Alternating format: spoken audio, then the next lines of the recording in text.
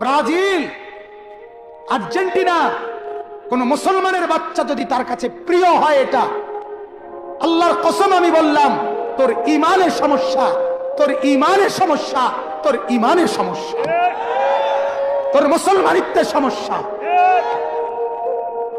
মনে রেখো যুবক, মুসলমানের বাচ্চা যদি হও, একটা ছেলেও যদি বুঝো, বেটকাইও না, ছাগলে বেটকায়, নাফরমান বেটকাইও না, অসভ্যের মতো বেটকাইও না।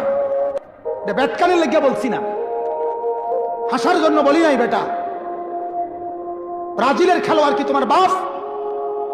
ব্রাজিলের সমস্ত খেলোয়াড় বেঈমান। বেঈমান কিনা? কথা বলেন না কেন? ব্রাজিলের খেলোয়াড় কাফের, আর্জেন্টিনার খেলোয়াড় কাফের। কাফের কেমনে মুসলমানের প্রিয় হয়? কোন মুসলমানের বাচ্চা কাফের নাম নিয়ে শিক্ষারে কেমনে? কথা বলেন না কেন? ব্রাজিলের খেলোয়াড় জীবনে কোনোদিন তোমার জন্য ভাবে নাই, আর্জেন্টিনার খেলোয়াড় তোমার জন্য কোনোদিন ভাবে নাই। ওরা বেঈমান। ওরা কি? আর্জেন্টিনার খেলোয়াড়রা কি? ব্রাজিলের খেলোয়াড়রা কি? বেঈমান ইমানদারের বন্ধু হইতে পারে না, বেঈমান ইমানদারের প্রিয় হইতে পারে না।